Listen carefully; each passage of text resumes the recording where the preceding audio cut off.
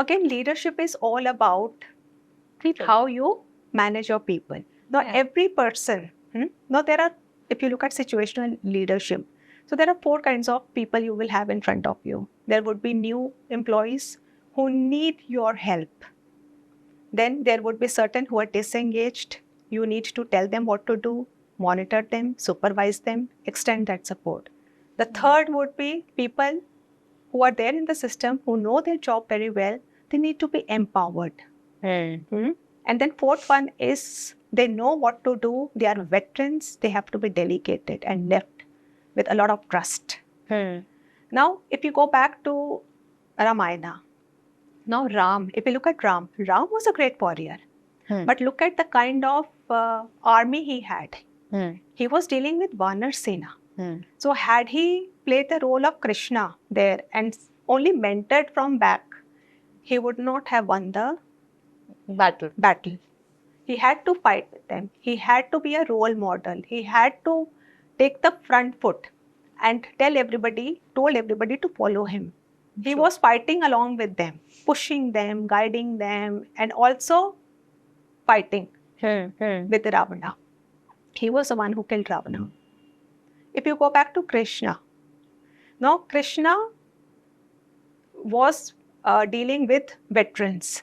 The greatest and greatest of warriors. Exactly. The greatest and greatest of kings on both the sides. Now, there we started micromanagement. Arjun, you pick up the bow like this and pull that arrow. Hey, why did you shoot him? Why didn't you shoot him? It wouldn't have worked. So, it's all about leadership. So, leadership is look at the kind of people you are dealing with and give them the support that they need and not as per your style. Now, both Krishna and Ravana, if you look at Ram, if you look at, they are avatars of Vishnu. It's Vishnu playing different roles basically. So, similarly, in leadership also, you have to pick up the role as per the person in front of you.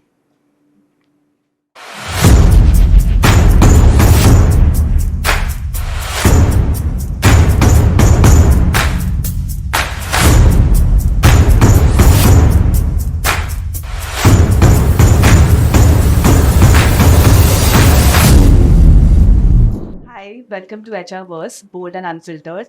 Thank you for being a part of our podcast. We're super excited to have you here.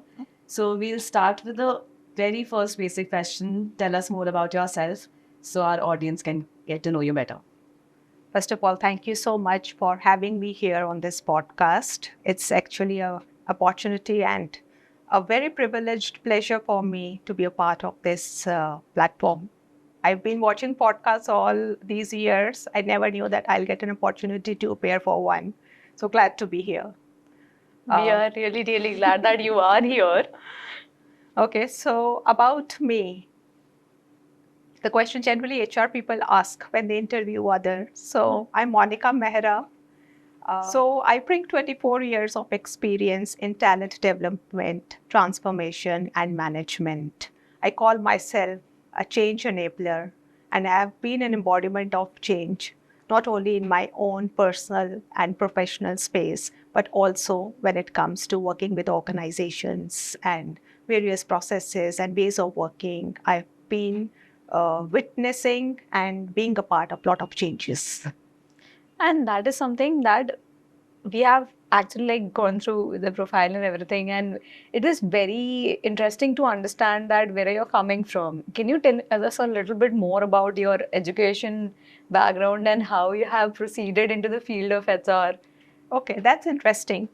So if I go back 24 years, I never wanted to be a part of HR.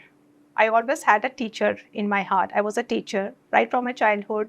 I loved teaching, sharing my knowledge and experience with others. But as I grew up, while I cleared my 12th, that teacher was out of my life and I wanted to be a doctor, but I never got that score, never got through the PMT and didn't want to become a doctor because I didn't have those grades. So what next? I didn't want to do anything. I left my studies. I thought, okay, I belong to a business class family. So I thought, okay, let me pursue a family life, got married, had lovely children, and did that for 7 years. But while everybody was going to college, pursuing careers, I was preparing them for the same.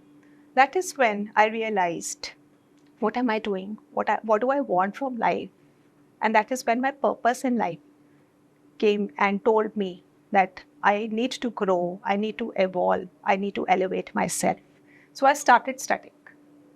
So I completed my graduation, and at the same time, I also picked up a job. I picked up a job of a pre-nursery teacher and started teaching. Now, the pursuit to be excellent in whatever you do was always inside me. I wanted to do things the best way, whether I was a wife, whether I was a mother, whether I was a daughter-in-law. I wanted to be the best. And I always put in my best efforts. I learned the way, the hard way up. So while I was a pre-nursery teacher, I thought I was not doing enough with them. I need to be nursery teacher trained. So along with my graduation, I did an NTT. So then you want to grow up. 2 years you've done this, then what next? I wanted to teach older children. So then I started teaching older children. I was elevated. I started teaching primary school children. But then was I doing justice with them because I was not a BA teacher? I did my BEd. Then I'm studying. Now I wanted to teach higher 10th class students as well, and wanted to teach college students also. But am I prepared? I'm not a postgrad.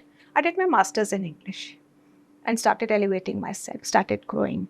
While I was doing my master's and I was a BEd, I started teaching 10th class students, 11th class students, 12th also. But then again, my desire for change, to learn more and grow was always there. I wanted to teach undergrad students. So I joined a college.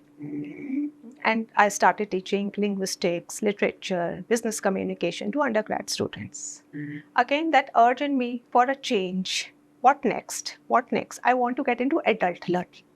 I want to teach corporates because the corporate was growing.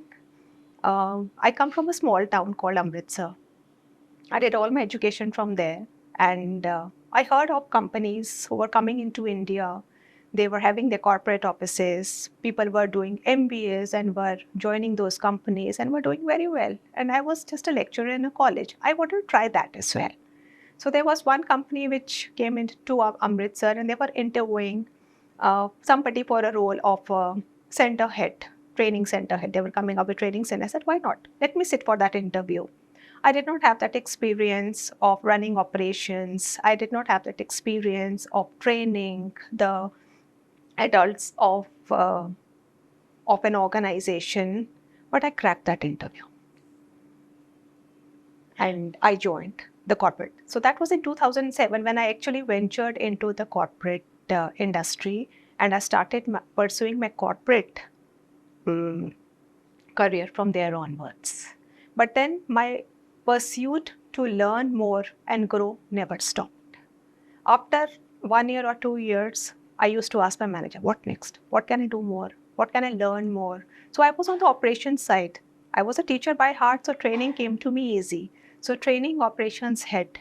So from one center to multiple centers, from one center head to becoming the national training center head, handling national operations. And then the journey started unfolding by itself because I was open to learning, open to trying out new things, open to change. Adaptability was the key, I would say. And from there, then I ventured to other companies. I gave 6 to 7 years to one organization, then to the other side of the table, and became the core part of that L&D department, the learning and development department of an organization. And while I was training, upskilling adults in the organization, again, that urged in me to do more. Now, what is there? Now, L&D in any organization is a subset of HR, the larger HR. I wanted to explore more. If L&D is one, there are other verticals as well. So talent management, talent transformation, talent development was something which was very exciting me.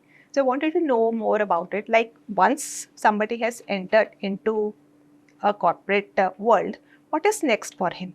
How will he grow to the next level? Just like me. After 1 year or 2 years, I used to have butterfly in my stomach. Like, what next? Now, what next? I want to do something more, want to do something different now. I'm sure everybody would be feeling the same way, that they want to do something different. They want to try out new things. want to elevate themselves, grow yourselves. So if you are aligned with your purpose of growing yourself, seeing yourself in new places, exploring your own inner worth and trying it out, then there is no dearth of opportunities and the world is big. There is no dearth. The opportunities will keep coming, provided you have to find your way towards it. So from L&D, I moved to talent transformation. I learned talent management, I learned performance management, and then over a period of time, I became the talent head of the organization that I am currently at, wherein I am managing both performance management, talent management. Now, talent management includes it's the journey of a person as soon as he enters the organization. Now, planning his career path right from his induction to where he would be 2 years from the current position. How do we grow him? How do we evaluate him on his current skill sets on a day-to-day basis and give him that journey so that he is completely engaged with the organization and stays back with us. Well, that is So that has quite been my a journey. From pre-nursery to Yeah, so from pre-nursery to the talent head of an organization. So learning all the way, right from the basic education, which is a prerequisite to entering any corporate organization today, to upskilling myself all the way. And on the way, I also did a lot of certifications and other programs, so that it's not that I am not an MBA today. Yes, I also did my executive MBA from IIMS Kolkata in I believe HR. 2018. In 2018 Yeah. only I did that. So there is no stoppage to learning, and keep learning and growing with age, with time, and as the opportunity comes to you. That is amazing, very inspiring. And so essentially, why did you feel MBA was a requirement at, as you said, like 2018? So, So, then it's quite recent. Why? So when we interview people these days, the freshers, it's a prerequisite. You should be a graduate, you should be an MBA in HR if you want to be a part of a corporate organization. So I just wanted to get the feel of that. What if I am not an MBA, will I be doing justice to my job? The way I did entity, the way I did B.Ed. So to add value to your current role, you need to have the basics right. And basic education has to be there if you want to be a part of a role that you are handling.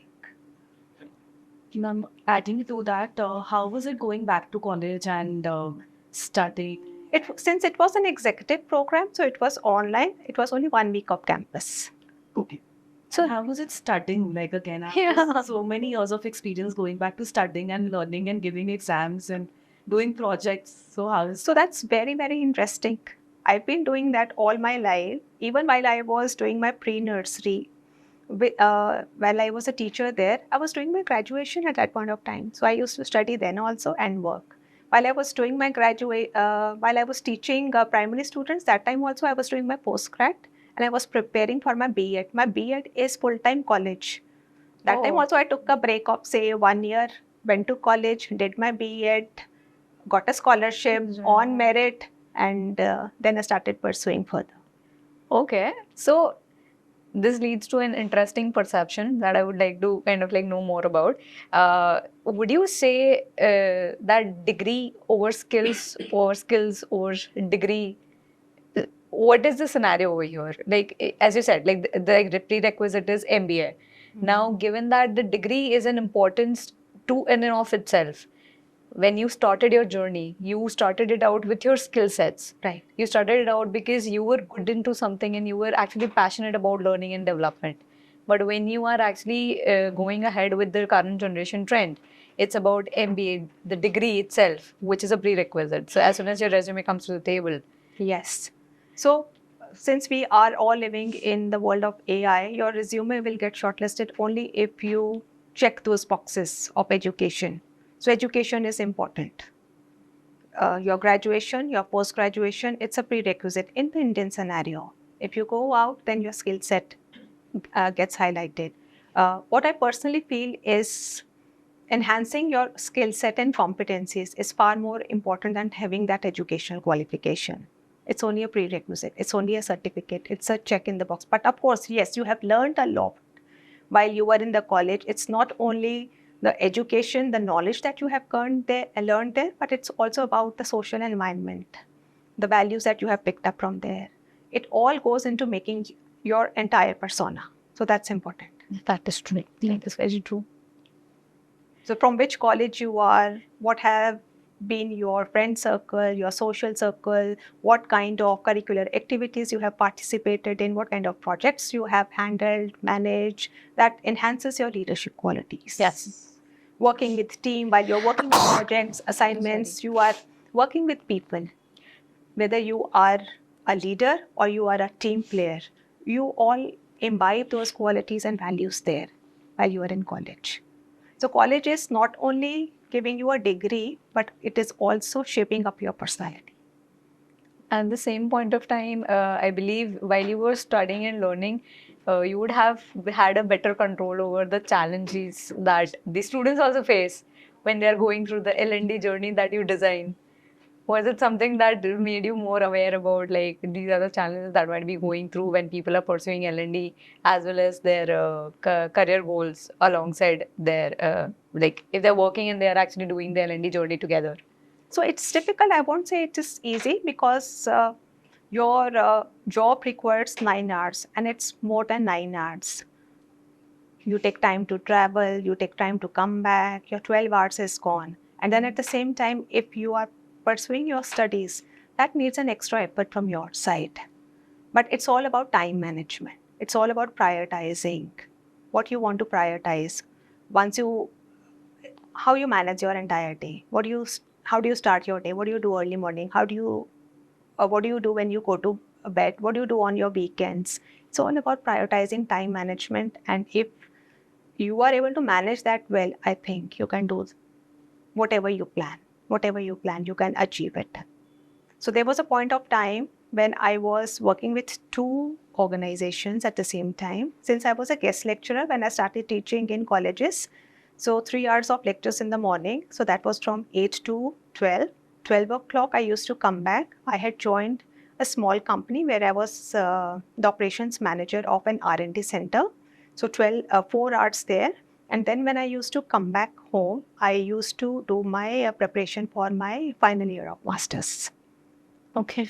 So 2 jobs and studies, and then 2 children at home. And a complete joint family to manage. Oh, wow. It just escalated to a new level.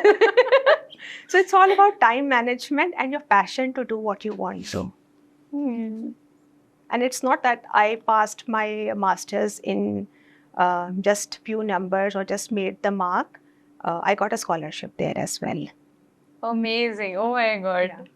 You are inspiring us in like this 15 minutes more than I've been inspired by anybody right now. Yeah. So if you're passionate about studying and achieving excellence, then it will follow. There is no looking back. It will follow. I always tell everybody that hard work has no failure. You will get results, but it will take some time. You might get it now, you might get it later, but hard work never goes in vain.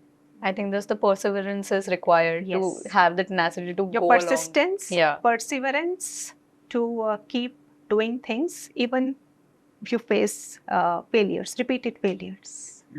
If you look at our lives, we would have seen more failures than successes. The successes will count in numbers, but failures are immense. We saw on your LinkedIn that you recently received an award. We would like to know more about that. Yeah, so this year I'm happy to have received 2 awards. So one was on my birthday, that was on 17th of March, wherein I got the award and I was honored as top 20 influential talent leaders. Yeah. And then 6 months later, I again received a similar award of being honored as amongst the top 20 emerging HR leaders. Now, HR is not my core, since I did not start that early in life. It only came to me as and when I progressed in my career journey. So HR happened to me, you can say 7 years back. Before that, I was purely a teacher, a trainer, and into learning and development. And in Correct. HR space also, I love doing talent transformation, talent management, and leadership development. So, how was your experience like getting those awards? Like, do you consider them one of your biggest achievements, or do you think they are a part of life? And then, if that is, how are you perceiving them? So I would again say it's a blessing, because there have been times when you have really put in a lot of effort and you expect that you will be rewarded. The reward didn't come then, but then there's always the right timing, you can say. So the right timing right happened place. this year. Yeah. So I was very happy to receive both the awards. One was just like a birthday gift, and that too on my on the same date that I'm receiving. It's a coveted award in India. Yeah. So I was very happy. So when I shared it with my friends, so they said, "Okay, your company has a award." I'm like, "No, it's not a company award. It's something which is happening all over It's India. the industry. It's the yeah. award that the industry has given." And that adds value to it. It actually makes you feel more valued and more perceived. Like essentially, you So are it being gives you that sense of recognized. motivation, encouragement that, okay, whatever you had been doing, somewhere somebody is noticing. Exactly. So, what would be your biggest achievement, you would say? Is there So- something that you would like to highlight through the. My biggest achievement, I would say, is as and when I have grown and I have got that opportunity to present myself and be a part of large organization. So I've worked with very large organizations in the past. So my biggest achievement happened 15 years back, if I have to say, when I joined the first corporate organization, and which was one of the most upcoming organization, and it is today also, Yeah. it is one of the largest organizations in the world. I'm talking about Walmart. Yeah. From a teacher, from a college lecturer, how can somebody be the national training operations head of a Walmart training center? So that was the biggest achievement, I would say. The start of your career, the kick in your career, corporate career was something which. And there I'm meeting people like Robson Walton, who's the 6th richest man in the world. And I'm not going to his office. He's coming to my office. Amazing. So I have the president of Walmart, Mr. Doug McMullen, coming to the office, meeting us, because we were running a corporate social responsibility center and it was very close to their heart while they had ventured into India. So I met the stalwarts of Walmart at that point of time while I was just starting my career in corporate. Yeah, so the beginning stare was something that was. So the CEO of the company, my bosses, they wouldn't have met a Robson Walton, but I had the privilege of sharing a cup of coffee with him. Amazing. So that was the biggest achievement, which I still relish. What was your biggest challenge, right? Like, we would like to know that. Biggest challenge, we all face failures in our life, right? Like I said, the journey started off very well with Walmart. I set up 15 centers in India. From the first center to the 15th center, it was growing in leaps and bounds. I was the one who shut all the 15 centers. Oh.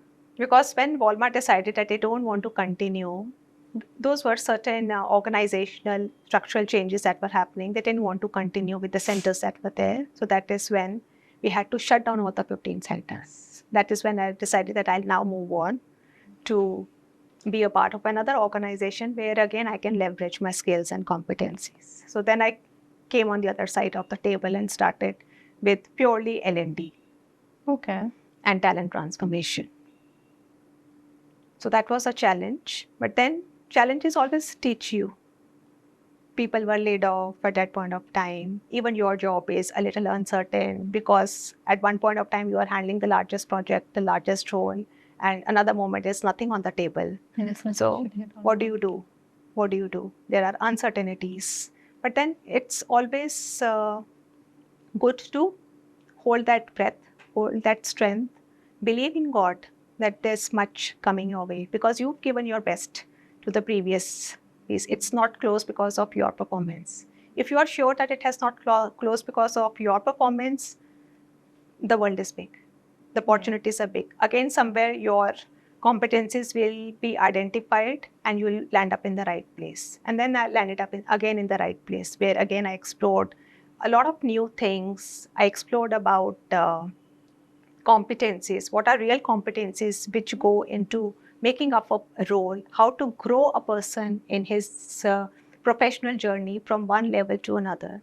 So in next phase of my career journey, I have seen people rising from they say the basic frontline role to the head of the department. So I've seen that journey. I've helped them carve that journey and see them grow year on year on year. And the satisfaction that yes, brings you. the satisfaction it gives you, the happiness that gives you, that makes your core. Exactly. It's essentially, it's a passive happiness which comes your way, not because you are growing, but you're Yes. helping somebody grow. Absolutely. You're actually helping them in following their purpose. Absolutely. And when those people, they come back and tell you, thank you, ma'am, it's because of you. You helped me, you guided me, you made that journey. You were always there to listen to us, guide us, and tell us what to do. We are here. So that's more heartening to hear. So you recently shifted to HR. So how has that journey been, and why do you think HR is important for an organization? I moved to HR almost 7 to 8 years back, and I felt like I came from learning and development. So learning and development is a small part of the larger HR framework. So I wanted to explore more. Like I said, I want to learn and grow. I wanted to explore the other elements of the HR world as well. So I tried talent management. So I wanted to understand how to pave those career journeys, the succession plannings for all the people who join us. Because like me, they also want to grow. Nobody wants to stagnate at one level in one role. So what is that we can do? So that is when I explored the other side of talent management, succession planning, and leadership development planning. I was exposed to assessment centers, development centers, learned about competencies. What are the competencies that are required for each and every role? Learning about it, sitting through the assessment centers, talking to people, doing the behavioral event interviews. Then came from your field, Kevna, the psychometric assessments. Oh, yeah. So the psychometric assessments, they actually turn around the entire perception of how we interact with an individual and how we assess those competencies. I might be a trainer. I might be very good in my job. But is it really what I want to do, want to be, or training role came to me and I just accepted it? So psychometric assessments, they really evaluate you on your preferred ways of working. What is that you actually want? Or is it a force fitment into that? You personality assessments with your Yes. behavioral competencies so that you can fit the role better. Absolutely. So is your persona fit for this particular role? If it is not fit, and we want you because your skill set fulfills that criteria, is your personality, can it be transformed? Can it be not revamped? We can't revamp a personality, but can you adjust to this working environment and deliver as per the expectations of the organization? The answer is yes, we are good to go with that candidate. So HR became, I wanted to learn more about HR and the different aspects of HR. Because I somewhere feel that there are 3 pillars of an organization. One is your sales and operations, second is your human resource department, and third is your finance. Correct. So if I am in one department, why not understand all the aspects of it and then further continue with wherever I feel like that is fulfilling my own inner purpose and I want to grow with it. So that is when I started exploring more and more about HR. And today, HR is not what it used to be 10, 20 years back. It was more or less doing only payroll, compensation, handling certain benefits, and doing the admin role. But today, HR role is much more evolved. Today, HR is the strategic business partner. They challenge the status quo today. They are at par. If we talk about the CHRO or the CEO or the CFO, they all 3 are at par. The 3 strong pillars of any organization. And the role of CHRO has also evolved over a period of time. They are No more those human resource representatives who go inside, take instructions from the CEO and start implementing. They are the ones who challenge the status quo. They ask the CEO why. Why are we doing it? And if required, very assertively, they put across their viewpoint, because at the same time, they have to go back to the people and answer them. They are the bridge between the management and the people. The people's person, and at the same time, they are eyes and ears to the leadership. So they play a very critical and a very balanced role. And this was completely aligning with what I am and what I want to be. You spoke about leadership training. So how important do you think that is? Leadership training, it helps you grow from where you are to what you want to be. Leadership is all about managing your people, being a people's person, and at the same time, getting the work done from them. I'll ask a simple question from you. We all have read, seen mythology, Ramayana and Mahabharata. We've seen Ram, we've seen Krishna. Who, according to you, is a better leader? Okay, so these are like just personal opinions, I would say. Yeah. I feel personally, I would gel up more with Ram. Okay. Given that he wasn't charismatic or anything, probably, I don't know, but at the same point of time, he was very sturdy. So you could actually, depend on his viewpoints, and you knew that, Raghukul vachan sada chali aayi, pran jaye, but vachan na jaye. So you knew that the words meant something. Yeah. You always know that what he's saying, what the leadership is actually putting forward to you, is going to remain the same. It's same for the entire organization. He was a man of his word, Exactly. man of very high values, respected his parents, and whatever word came out of them, he obliged it till his last breath. Yeah, negative points as well, but yeah, sure. Your take? It's Krishna, because I think the entire Mahabharata happened because of him. Yeah. Okay. Yeah. So now let's put both these leaders. We've seen that both these leaders, they have been into warfare. Yeah. दोनों युद्ध में गए हैं. Ramayana में Ram also went for a युद्ध, and in Mahabharata, Krishna was also a part of the युद्ध. Yes. Now, what is the difference between the two leadership styles? One was a facilitator, and one was actually doing the job. Absolutely. Now, swap the roles. Ram in Mahabharata and Krishna in Ramayana. Okay. How would it have been now? Krishna in Ramayana giving directions, mentorship, all that. Will it work? No. Ramayana mein, Mahabharata, we have Ram fighting with his bow and arrow. Will it work? No.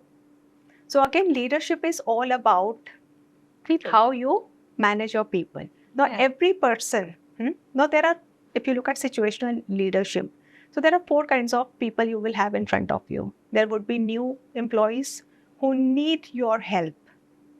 Then there would be certain who are disengaged. You need to tell them what to do, monitor them, supervise them, extend that support. The third would be people who are there in the system, who know their job very well. They need to be empowered. And then fourth one is they know what to do. They are veterans. They have to be delegated and left with a lot of trust. Now, if you go back to Ramayana, now Ram, if you look at Ram was a great warrior. But look at the kind of army he had. He was dealing with Vanar Sena. So had he played the role of Krishna there and only mentored from back, he would not have won the battle. He had to fight with them. He had to be a role model. He had to take the front foot and told everybody to follow him. He was fighting along with them, pushing them, guiding them, and also fighting with Ravana. He was the one who killed Ravana. If you go back to Krishna, now Krishna was dealing with veterans. Yeah. The greatest and greatest of warriors. Exactly. The greatest and greatest of kings on both the sides. Now, there we started micromanagement. Arjun, you pick up the bow like this and pull that arrow. Hey, why did you shoot him? Why didn't you shoot him? It wouldn't have worked. So it's all about leadership. So leadership is look at the kind of people you are dealing with and give them the support that they need and not as per your style. Now both Krishna and Ravana, if you look at Ram, if you look at, they are avatars of Vishnu. It's Vishnu playing different roles basically. So similarly in leadership also, you have to pick up the role as per the person in front of you. That is correct. So shaping those leadership journeys is amazing. Today, one size doesn't fit all. Yes, yes. So a leadership journey, an L&D program, you can't have 20 people in one group and have the same journey for them. Yeah. Your competency is different from mine. Your skill set is different from mine. Your needs are different. All of your needs are different. So we need to have a personal development plan for each individual in the organization if he really wants to rise up. Correct. So we need to have those career conversations. Now within the same field, we all are in HR. I want to pursue L&D, you want to pursue Comp and Ben, you want to pursue, say, talent management. We can't be in one class. We can't have one journey. But yes, certain behavioral programs we can be exposed to together, but then the journey will be different. You will be exposed to different skill sets, different programs. You will be given different action projects so that you are able to apply those learnings. Suppose you want to go for talent management. So then you will be given a project wherein you will be assigned certain people and you will be designing their succession planning and how they grow within the organization, what projects to be given to them, what exposures, what mentoring to be given to them, what kind of assessments to be given to them. It would be individual, very individualistic. So that is the future of talent transformation and leadership development today. And I believe with Gen Zs coming in as a workforce, this has also like gained another twitch to the entire L&D criteria, like the shift Absolutely. which is happening over the years. I love the Gen Z. They are very innovative, very Oh, yeah. entrepreneurial. They have an opinion of their own, and they're very clear. And Most of them are very, very, very clear-headed. They know what they want and how they want to achieve it. Yes, they want a lot of flexibility because they know you ask them that this needs to be done, they'll get it done for you. You can't bind them. That's the only thing. They want to be given that freedom of work, their pace of time, and then they'll deliver it for you. So Gen Z is coming into picture. They want to grow very fast. They're born with technology. They can't watch a reel twice. After every 30 seconds, they want a new reel. So how can you expect them to be in a role for more than 6 months, 8 months, 1 year? After 6 months, they'll again have butterflies in the stomach like me. They'll want to do something new, something different. And if an organization is not giving them that growth, is not engaging them with their ecosystem, they will not stay with you. Like the No wonder fast there is so much of transition. attrition. Yeah, so much, because I think the average attrition period right now is taken as around 18 months or so, and they do switch like very Absolutely. quickly. And Gen Z switch the most. Yeah, Gen Z switch the most. It's not only compensation, it's about the entire ecosystem, the entire culture that we are giving them. exactly. They want to be, I think, more challenged in the certain role as well. Like, okay, I have learned this part of it. I am happy with this part of it, but now next. Yes. Probably Yes. the thing that you were talking about, that Correct. you had your next butterflies in like a couple of years. Yes. The Gen Zs are so fast that they are like, हाँ, couple of months. Yes, Next. correct, अब करते हैं कुछ अलग. Absolutely. So that is how rigorous our development plans need to be. So that is what organizations are working on. We are dealing with Gen Zs, we are dealing with generative AIs. So we can't have 2-yearly plans of growth. We can't have promotion being given after 3 years, after you spend X number of years in an organization. Gone are those days. Today, if you are upcoming, you are skilled, you are competent enough, you have proved your worth. I think in 8 months, 9 months period, if you are ready for the next level role, given that exposure and hand-holding, grooming with the help of these development programs, I think you're ready for the next level, and that should be given to an individual. And that is the way forward of leadership development plans or talent management in any organization. And wherever this is in place, or it is getting in place, Hmm. people are staying, looking forward to staying with an organization. Because what we all want growth, we all want to be paid well, Yes. we all want to do things differently, new things from time to time. And if we get everything under one roof with the same organization, I think the Gen Z will also stay and there'll not be a need to switch. So it all depends upon the kind of growth, the kind of elevation that you get, the kind of satisfaction you get in a role. If you are getting it in the same organization, some people join Tatas and they retire with Tatas because they have seen that. They have seen that immense growth over a period of time. If you are ready to give that to your employees in your organization, they will stay with you. After 1 year, 18 months, if they don't see growth, they will leave. I actually want to just circle back to one of the questions and like the prompt answer that you had actually given over there.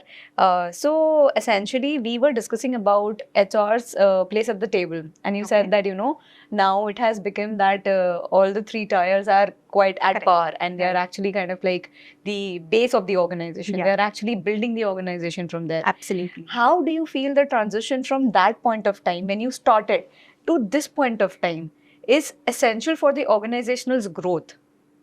See, HRs, as I said, they are people's person.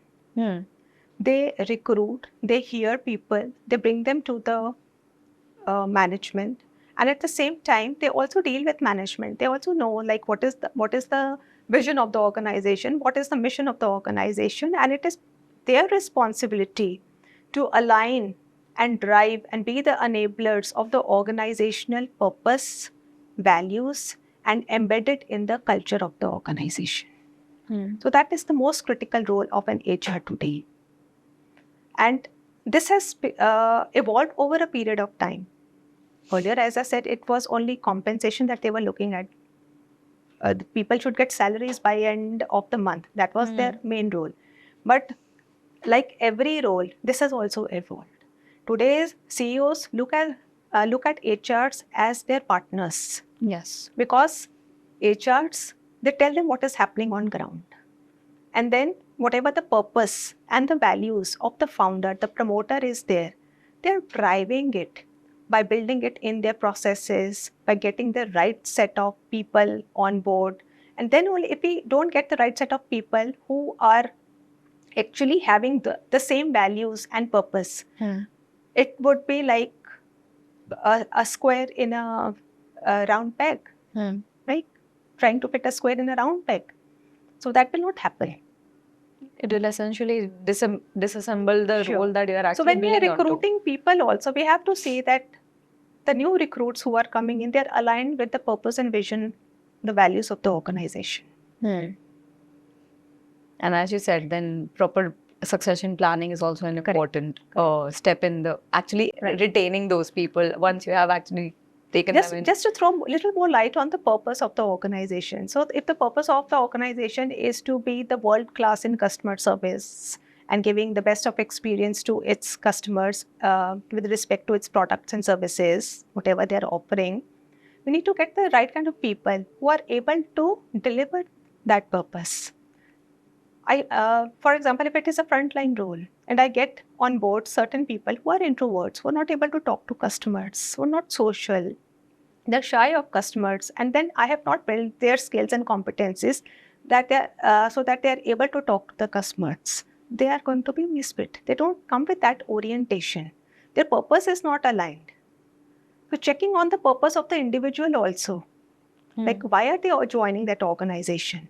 If the purpose of the organization is to give best service, the person who's coming on board, he should also be inclined towards giving his best on the table. If his expectation is that I'm joining this job because I have to pay my bills and I have to study further and I need this job, then it is a misfit. It's a complete misfit. Correct. And that goes for all the roles. How aligned you are with the purpose and values of the organization, and how aligned your people are with the same things. And as an HR, are you able to drive and enable those values in the culture of the organization? That is the big ask. Essentially, the right bridge. Yes. That is true. So, moving a little into the non-serious discussion part of it. Okay. I am curious about, as you said, you love Gen Z. Yeah. But what are the challenges that you face with Gen Z? Gen Z's biggest challenge is they move very fast. They think fast. We come from the time of baby boomers. We need some time to receive something, accept something. But by the time we receive, accept, and we are on the verge of say setting it up, they're already through it. They move very fast. They want something new. They're innovative, entrepreneurial. They want the answers right away. Yes or no, good, bad, whatever. So they move fast. So dealing with that steadfastness, agility is challenging for the current ecosystem because we have mix. We talk of diversity, but in diversity we have mix. We have Gen Zs, we have Gen Y, we have baby boomers, we have male, females, LGBTQs. Everybody is there. Everybody is there. And when you're actually like discussing about diversity, so then what are your opinions on that? Are you, as you said, there are a lot of diversifications which are happening in the organization. And at that same point of time, to bring them all to that one place, which aligns with the organization's goals and values. Absolutely. See, we have to look at people as people, irrespective of their age, gender, community, religion, anything. They have to be looked upon as people, and we should not fix those bars. We have to have a generous, heterogeneous mix of all sets of people because every diverse segment of the society is bringing some value on the table, whether it is a Gen Z or it is a baby boomer. A baby boomer is bringing in experience, Gen Z is bringing in innovation. Correct. Correct. That is, and then having a right mix of male, female, LGBTQ. Why not? They are all people by the end of the day. Yeah. And we are all here to work. We all come with the requisite skill sets and competencies to deliver. Okay. So, ma'am, you spoke about how HR was a few years back and how it's changed now. So most of our audience it includes people who are shifting to HR or are very new to HR. They have just finished studying and are entering the HR world now.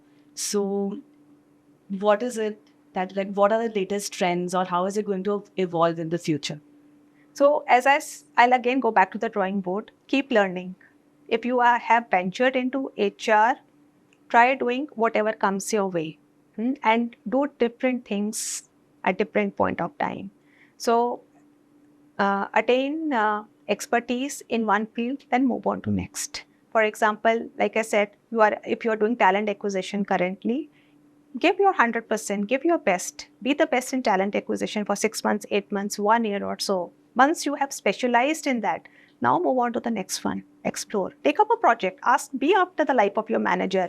So now you want to start something new, you want to learn something more, you want to learn about compliances, you want to learn about learning and development, give you a project, because he would also be a little apprehensive in giving you the entire vertical and handling it all by yourself.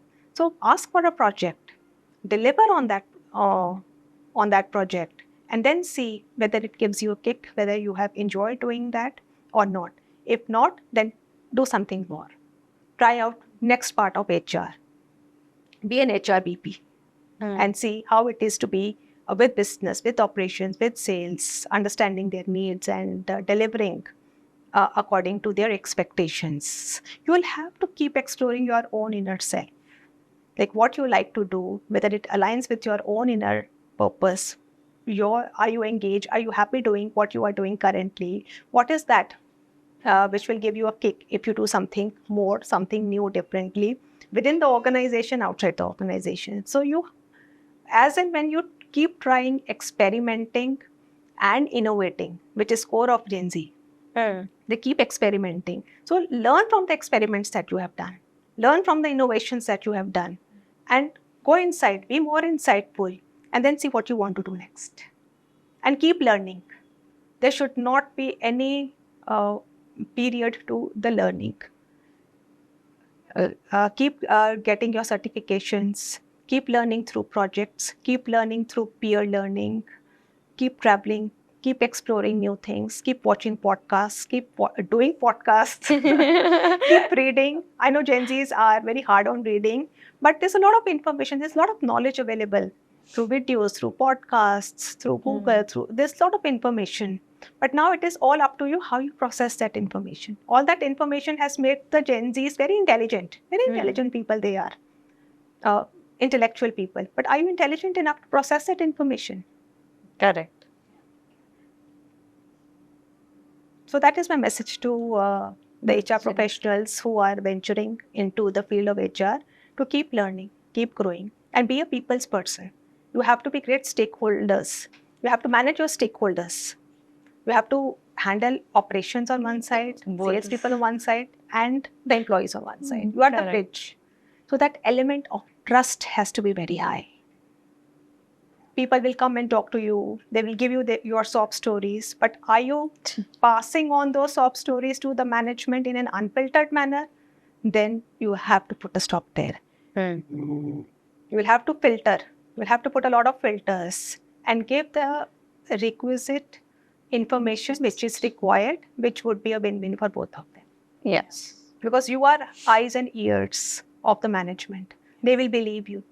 They will trust you. And similarly, your people will also believe you. They will come. As an HR person, we are agony aunts at times. They will come and cry. They will talk about management. They will talk about their bosses. They'll talk about the leaders. They'll talk about the CEO. They'll talk about the organization. But you don't have to go and communicate 100% of all that to the management. You have to filter it out. And only communicate the crux at what does that employee want. He wants growth. He wants better remuneration. He wants work-life balance. Whatever be his pain point or his grievance is, you have to just communicate that to the management and get the solution. So then, Monika, I would also like to know, if not HR, then what? If not HR. If not HR. That's very interesting one.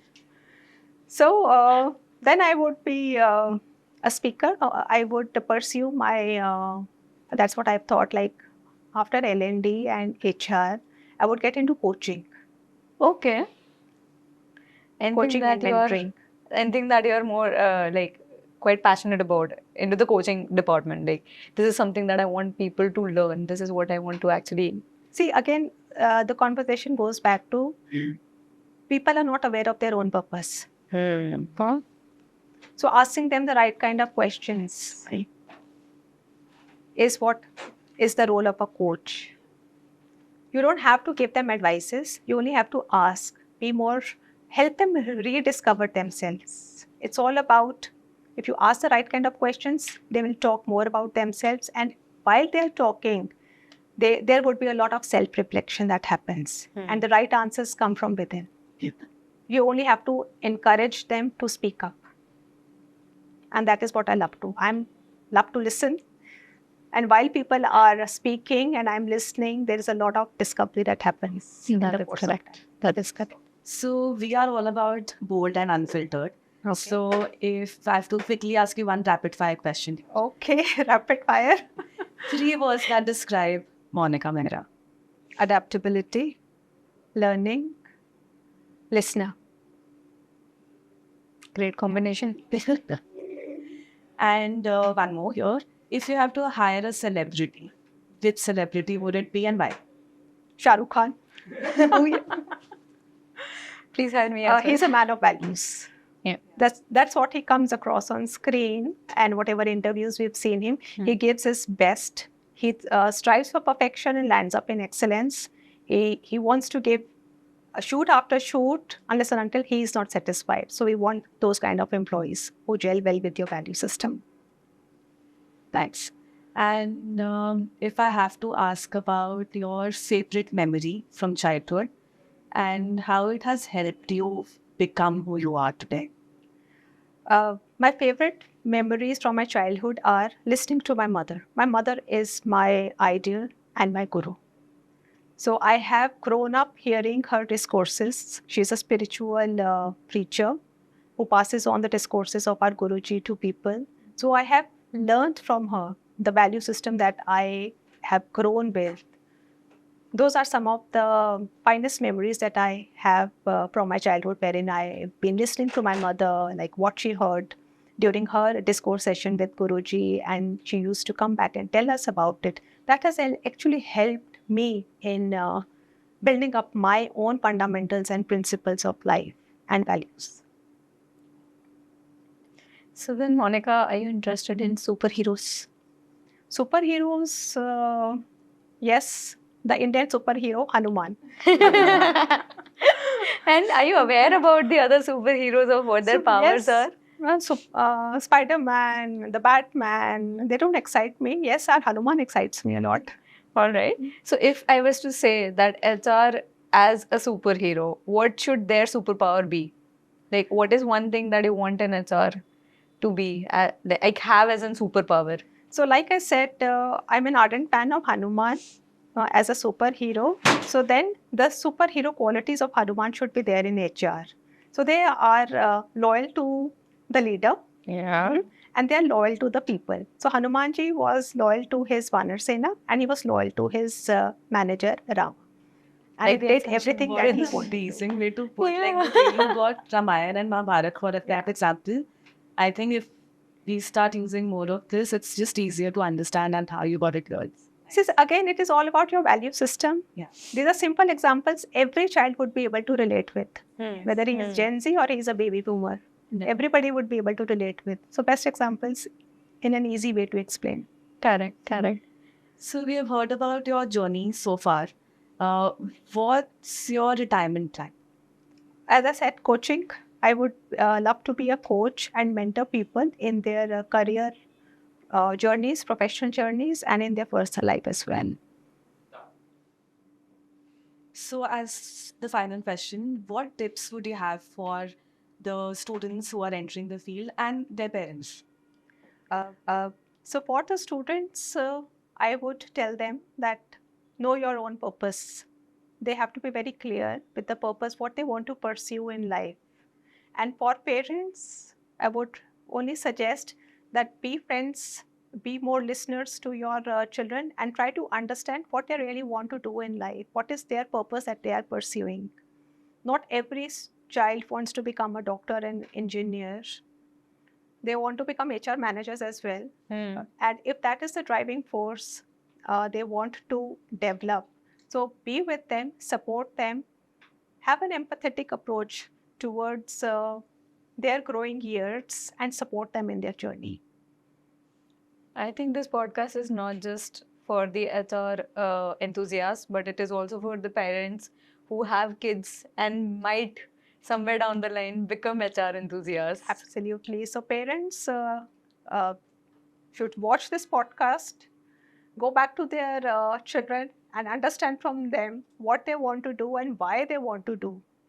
And if they get answers, the right kind of answers from the children, like why they want to do it, what is the purpose, how fulfilling and enriching it would be for them while they pursue this career, they should support them in that journey. Thank you so much, Monika. I think we'll end it over here. And we will actually like to, grow a path along the way that you have shown us so far, given that it's just about building yourself up from block one and then slowly and steadily knowing your purpose and then building on to that. I think that is something very inspirational to do. And given that you also are an inspiration to people who are transitioning from the background, because they are not essentially somebody who has a degree defining them, but their skill sets may be applied to the betterment of the HR and the organization. Absolutely. So thank you so much for your time and actually sparing a Sunday with us. Thank you so much. As I said, the pleasure is all mine to be here and discuss with you all. Thank you. So if you want to know more about what's happening in HR, what is the way forward in HR domain, I think this is the best platform to learn about the HR domain, as well as enhance your skills, competencies, learn from the experienced folks from various industries who are coming and sharing their opinions and viewpoints in this platform.